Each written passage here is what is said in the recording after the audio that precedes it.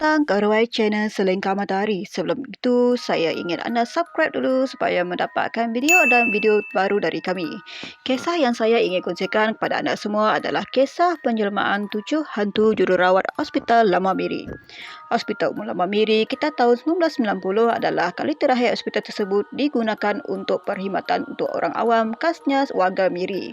Dia juga merupakan hospital pertama dan bertapak di bahagian hujung semenanjung Kuala Sungai Miri. Dan hospital lama tersebut juga tidak jauh dari sebuah perkampungan yang dikenali sebagai Kampung Pulau Melayu.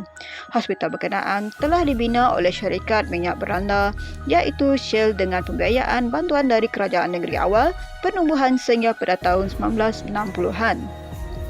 Mau menuju ke hospital berkenaan terpaksa menggunakan feri yang menghubungkan Pekan Miri pada ketika itu.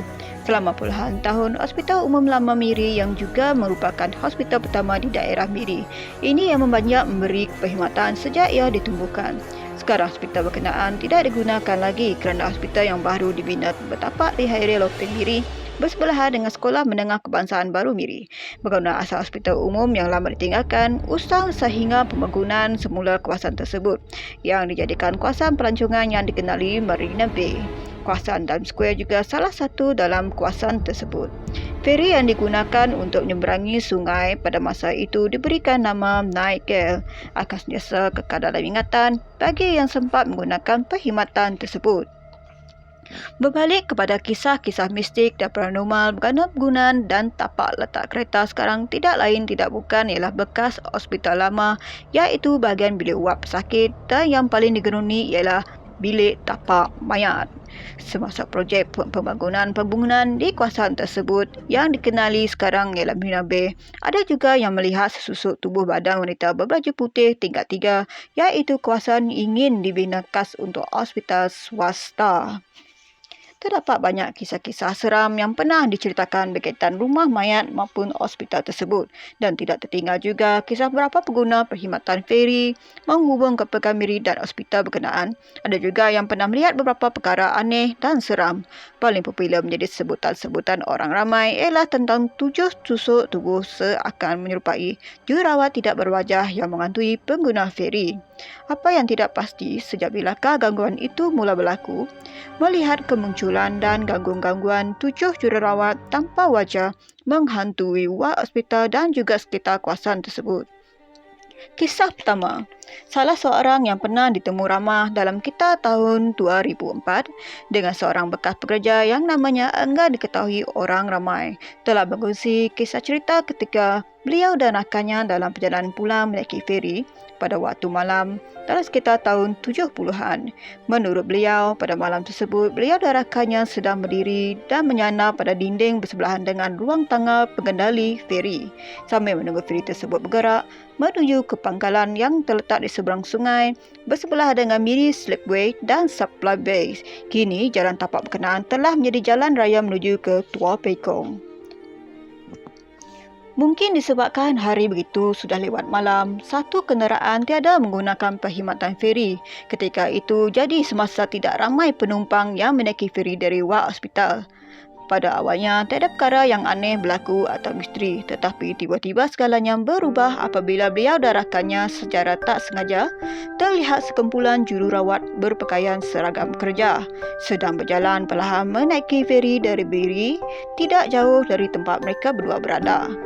Apa yang aneh ketika itu, pandangan mereka pada ketika itu jururawat tersebut semuanya memandang ke arah sungai dan tidak ke arah dalam feri. Seperti mana penumpang lain biasanya kesemua mereka berdiri tidak bergerak, malah seolah kaku seperti patung.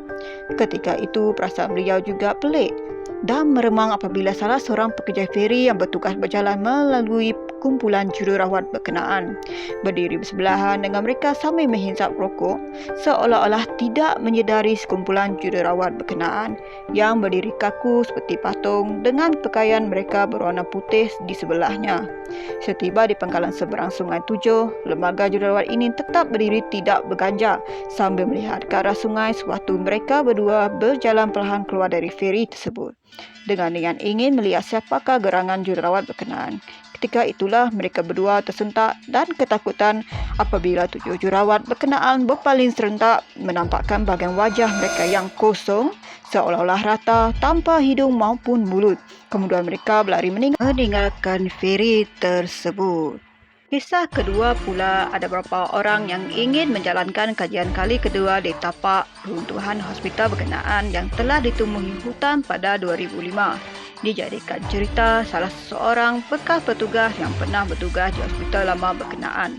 Mengikut cerita beliau, kisah 7 hantu jururawat tanpa wajah ini sememangnya benar berlaku. Pada ketika itu, beliau sedang dalam perjalanan pulang ke rumah sedang menunggang motosikal menggunakan laluan ke kampung Pulau Melayu.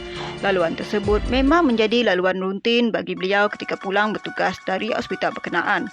Semasa dalam perjalanan balik melintasi sepohon pokok ara yang besar, kebetulan pokok tersebut bertentangan dengan wap yang tidak jauh dari bonggol untuk perlahankan motosikal.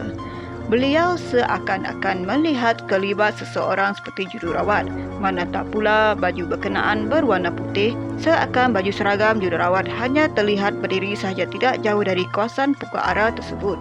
Pada awalnya, beliau menghentikan motosikalnya dengan niat ingin menumpangkan jururawat berkenaan. Namun lain pula yang terjadi pada malam tersebut. Memang dah lewat malam, alangkah terkejutnya beliau apabila melihat jururawat tadi kini berdiri di hadapannya.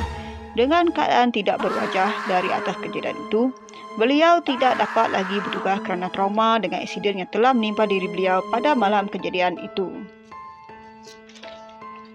Ada banyak lagi kisah seram atau mistik berhubung kait dengan kisah hospital Lama Miri berkenaan, dan apa yang peliknya, tiada satu pun gambar hospital dari jarak dekat telah diambil. Pada sekitar tahun 2000, banyak sekumpulan paranormal yang ingin menjalankan kajian tentang hospital berkenaan sebelum tapak berkenaan dimusnahkan sebelum wujudnya pembangunan Marina Bay. Sejak mulai sekarang, kisah seram dan mistik ini terus berkekalan sehingga hari ini.